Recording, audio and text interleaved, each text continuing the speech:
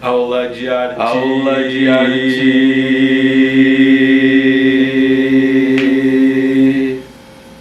Aula de arte com o professor Didier.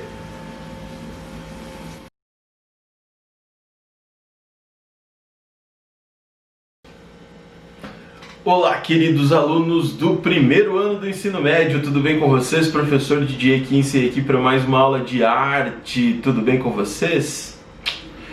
Então, galera, olha só, nós vamos falar hoje sobre barroco e neoclassicismo dentro das artes visuais europeias. Não vamos falar nada sobre as artes no Brasil por enquanto, tá?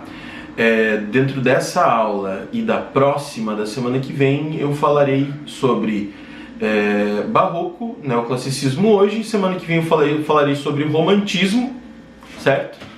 Sobre arte romântica.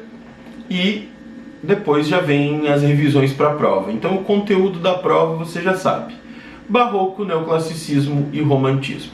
A diferença entre esses três movimentos artísticos, né? As diferenças entre esses três movimentos artísticos, as características específicas de cada um. Na aula de hoje eu vou comparar, tá, o barroco com o neoclassicismo, né? Por mais que sejam tendências diferentes em épocas diferentes, eu vou comparar as duas pinturas, ok? Para começar, o barroco ele tem uma força dramática que é contrária ao Renascimento, que é o equilíbrio que vocês viram até então, né? O Renascimento lá do Leonardo da Vinci, do Rafael, né? Do Michelangelo, né?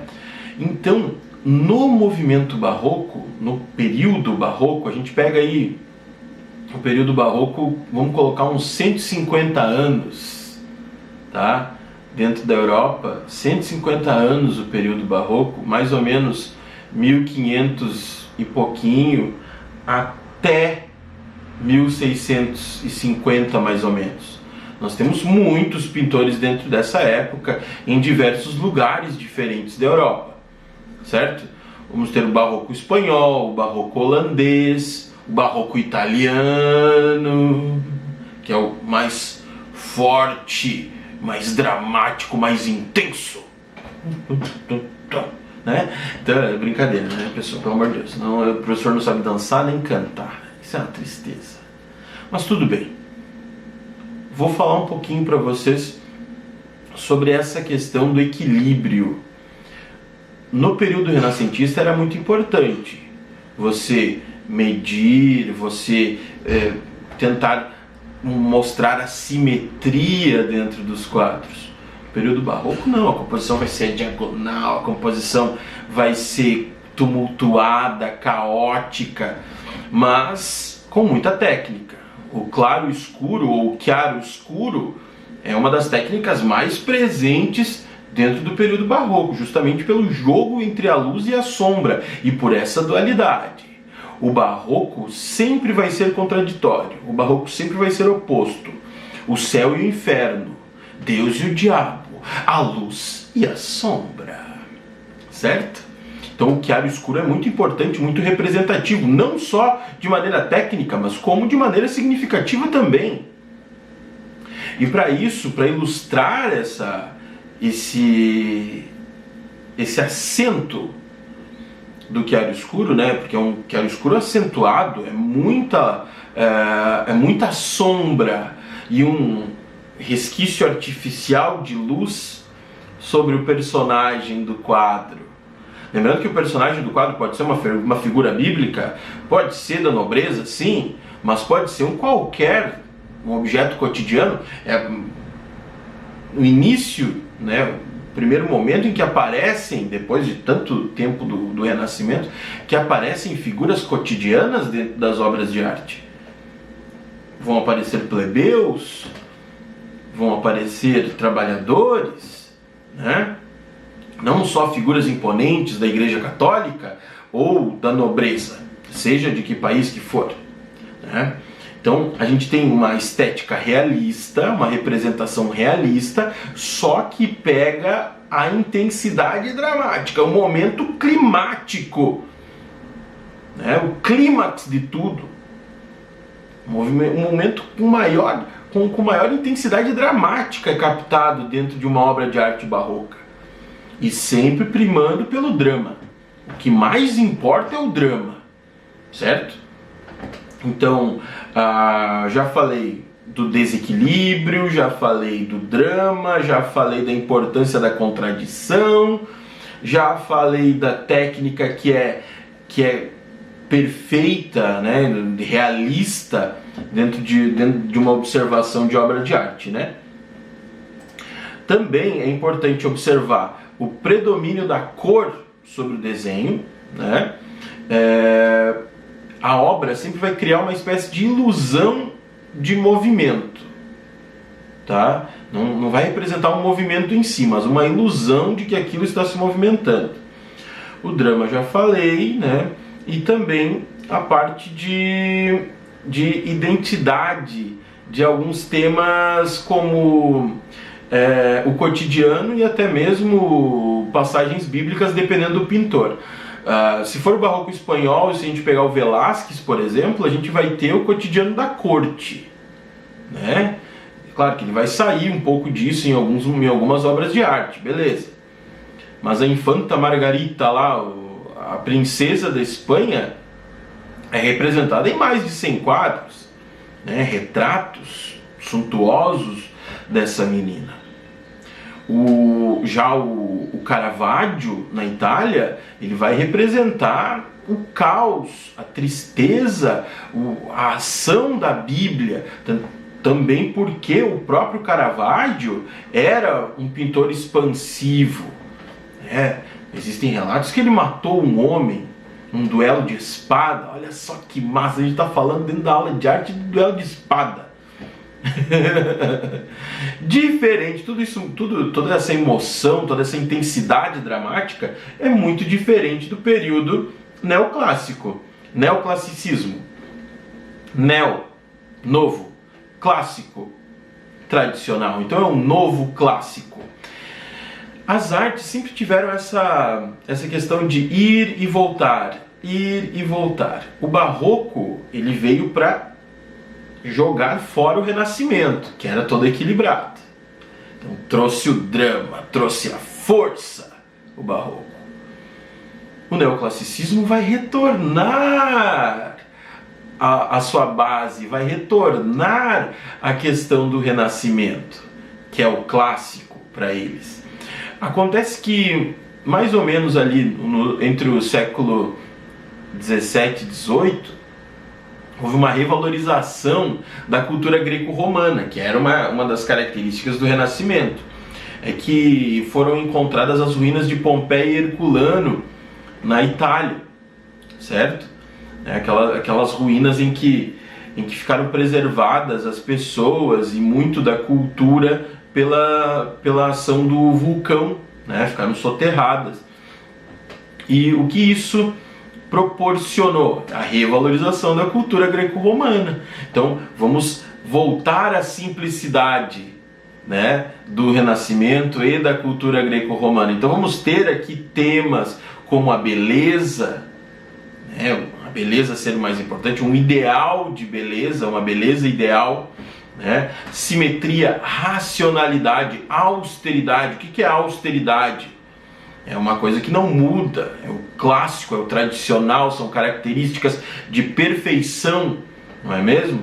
Então vamos ter temas como a mitologia, como a história, né, justamente para revalorizar essa questão do que foi passado, o heroísmo, né, o retrato mais perfeito e tal. Então, mitologia, alegoria também, alegoria. O que é uma alegoria? Algo que representa, né, uma história que representa alguma coisa, como por exemplo a esperança ou a honra de alguém, certo? Então a gente tem obras de dois artistas principais, né, Jacques-Louis David e Jean-Auguste Dominique Ingres. Se escreve inglês, mas se pronuncia Ingres, certo? Então temos o Jacques-Louis David, então eu vou chamar David Ingres, pode ser? As obras desses dois artistas são muito chamativas dentro da história da arte de maneira geral, tá? Então, se você observar essa obra aqui, ó, tá? Do Ingres, a gente tem a representação da beleza, um ideal de beleza. Nós temos costas alongadas, nós temos esse olhar de soberba, a perfeição na pintura, certo? Já no Jacques-Louis David, nós temos outro tipo de observação artística. Aqui nessa obra da Morte de Marat, ele vai captar o momento, né, da morte, tentar captar o momento da morte de um revolucionário, né? Então ele vai tentar mostrar essa morte, esse tom dramático, mas com austeridade. Para quê? Para tornar um símbolo, né, a morte de Marat. Então a gente vai ter toda uma intencionalidade artística semelhante ao período barroco, que é um momento dramático, só que se você observar bem o jeito que o Marat está disposto nessa obra, que ele está caindo assim, tem tudo a ver com a Pietà, né? Em que Cristo é segurado por sua mãe, né? A Pietà de Michelangelo, o jeito que ele cai, o ideal de perfeição do corpo, né? A questão do rosto sério, não o rosto num tom de tristeza, né? A seriedade presente ali. E a Pietà é o quê? É uma escultura do Michelangelo do período renascentista que influenciou, tá, a construção desse personagem no período neoclássico, que é separado por cerca de 250 anos, né, uma coisa da outra. Então, nós temos aqui a questão da simbologia, né, que o Jacques-Louis David vai tentar colocar para a obra do Marat, para a morte do Marat, né? Que na verdade, se você observar, ele era um revolucionário, né? Que foi apunhalado por um contra-revolucionário francês, porque o Marat escrevia listas de pessoas, de contra-revolucionários e tal, escrevia textos também de incentivo ao movimento revolucionário. Só que ele tinha uma doença chamada psoríase. Hoje existem remédios para se cuidar dessa doença e tal, mas naquela época ele tinha que ficar mergulhado numa infusão de ervas, né, dentro de uma banheira. Então de lá ele despachava, lá era o escritório dele, digamos assim. Então alguém chegou e apunhalou, né? Então tem vários símbolos ali, tem a faca caída ao lado, tem a pena, né? Tem os textos, ele está segurando um dos textos, o caixote também, né, que ele apoiava para escrever. Então são símbolos, né, dentro dessa revolução. É uma coisa bem interessante de observar. Então esse quadro aqui é uma alegoria. Se você for pensar, além da questão histórica, é uma alegoria, porque dizem que o Jacques-Louis David encontrou o Marat, foi uma das pessoas que encontrou o Marat morto, certo? Então a gente tem esse registro histórico e a simbologia, certo? A alegoria que é criada, né, com esses símbolos, né, da faca, né, do sangue, simbolizando o sangue, a força da revolução, né? A pena, a revolução consciente, né, a racionalidade, né, que eram características do movimento neoclássico. Então, para comparar, então, nós temos o barroco com o drama e o neoclassicismo com a austeridade, com a tradição, com a racionalidade. Então nós temos a emoção do barroco e a razão no nosso querido neoclassicismo. Eu falei antes, né, na hora que eu falei do barroco, eu falei das dualidades, né, eu falei da luz e da sombra, das contradições, né? Da luz e da sombra, de Deus e do diabo, do céu e do inferno, do bem e do mal. Agora eu quero que você pense em outras contradições que existem na nossa vida. E escreva aí pra mim como tarefa, né? Porque vocês sabem que aula gravada eu preciso que você me mande alguma coisa. Então, por favor, envie aí outras contradições que você imaginar. Beleza, aluno do primeiro ano? Um beijo a todos. Lembre, mande as contradições aí, uma lista, pode ser nos comentários privados. Um grande abraço, tá? E qualquer dúvida, pergunte nos comentários. Tchau, tchau. Semana que vem, aula sobre romantismo. E claro, vamos sempre comparar obras. A prova de vocês vai ser comparar obras. Tá? Você vai me dizer se é uma obra barroca, se é uma obra romântica, se é uma obra neoclássica. Por isso, presta bastante atenção nas obras que aparecem durante as aulas. Beleza? Tchau, tchau.